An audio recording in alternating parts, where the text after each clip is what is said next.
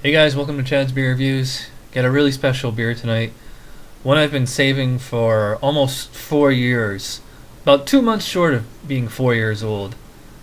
Dogfish Head Worldwide Stout 2009 vintage. I don't know if this will pick up on camera. You can see it says bottled on focus. It says bottled on, well, you can't see it on camera. It says bottled on November 17th, 2009. Now, if you've been watching me from the beginning, you might have saw when I reviewed this exact same bottle. Well, not this bottle, but from this exact same vintage. Back in March of 2010 when my friend Dave was over here. I'll put a link to that video in the description box. So in 2010, we drank maybe a not even a 6-month-old version of this, and I actually just watched that re-review and I'm like, oh, this smells like paint. And I still said it was a good beer though. I gave it an 8 out of 10 at the time. So now I got the official Dogfish Head glass, and it actually did get a little bit of maybe a 1-finger head when I poured it. If you check the picture on the blog if you want to see it, you can actually see that the little Dogfish Head logo in the foam from the nucleation on the bottom of the glass. So anyways, I could smell this as soon as I pop a cap on it. Wow. It smells... Last time I said it smelled like paint. This time it just smells like... Man, it just smells like wine. It smells like red grape. It smells like black licorice. And it has this mineral spirit. So, I mean, it smells like a bit... Not so much paint as paint remover or varnish or something. Very sweet smell, very grape and chocolate and licorice. Smells good. I let this sit out for, well, I let the bottle sit out, unopened for about half hour, 45 minutes before I poured it. I'm just all in one take, not going to come back, so let's get into it here. Cheers.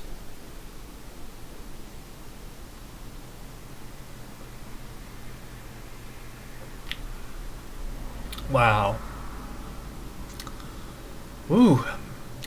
The first thing I noticed, oh my god, was this really creamy, smooth texture to it. As soon as it hit my lips and my tongue, I was like, wow, that's smooth. No harshness to it at all. So it's mellowed and aged very, very nicely.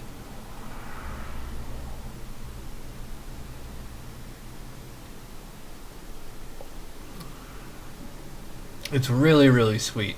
Wow. Has this big, even though I smelled grape and licorice, I don't really taste that. I get all toffee. It's oh man, it's there's some kind of candy or a cookie or something that it's reminding me of.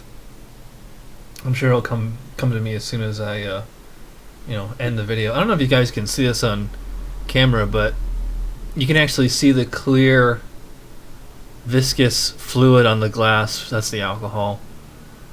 Yeah, the alcohol is here, but it's mellowed very nicely. It's not breathing fire or anything. There's just a warmth, a strong warmth, and it's mostly on the back end, but it's it's not it's there with the beer. It's not distracting. It's I can't imagine this one without the other.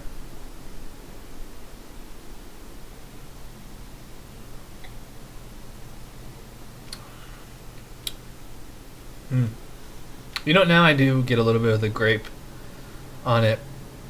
Mostly because I was paying attention to it that time. I was like, let me see if I can get just the grape on this one. Yeah, so you do get grape. I still get this, at least a lingering aftertaste of toffee. Back in 2010, I said it was very chocolatey. I don't think it's actually that chocolatey now. It's more straight up toffee.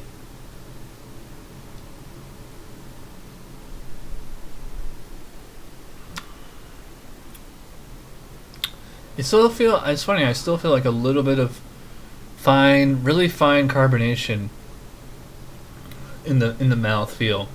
So it's not flat. It actually doesn't feel that thick. You know, a lot of the times these big, huge beers, you just feel like liquid syrup in your mouth. Alright, well, I guess all syrup is liquid. Okay, like thinner syrup, I guess I should say. This is not it. I mean, this just feels like any other regular imperial stout as far as the mouthfeel goes. As far as the flavor goes, it's, you know, it's a much stronger, more rich complexity to it.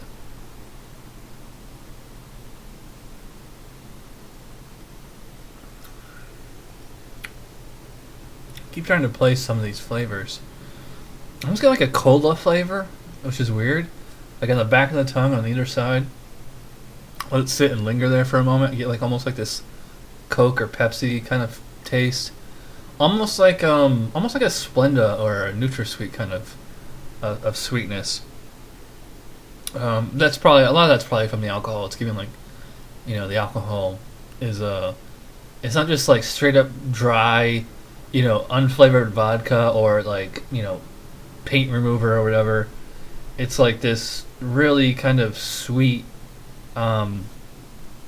alcohol presence.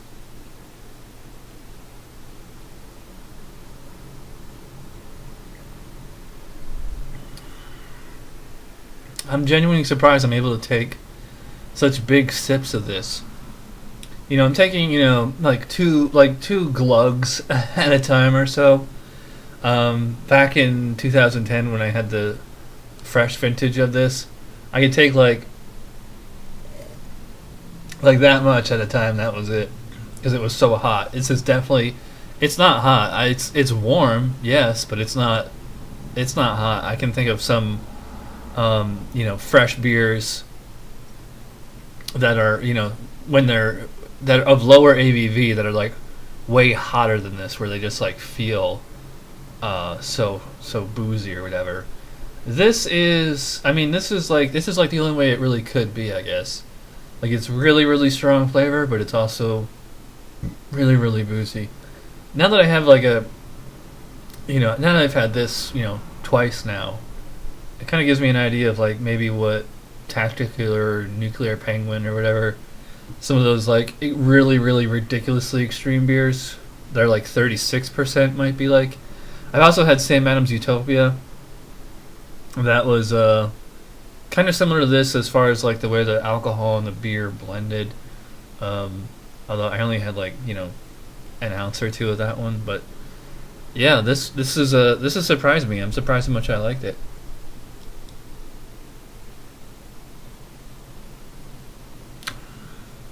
So get, you know, a little bit of licorice. It's this general kind of, it's definitely more toffee than chocolate. I'm trying to think of what candy bar reminds me of. I guess like Toblerone or something. I don't know. Anyways, going very long here. So final grade for the Dogfish Head Worldwide Stout, 2009 vintage. I'm gonna give it 9 out of 10.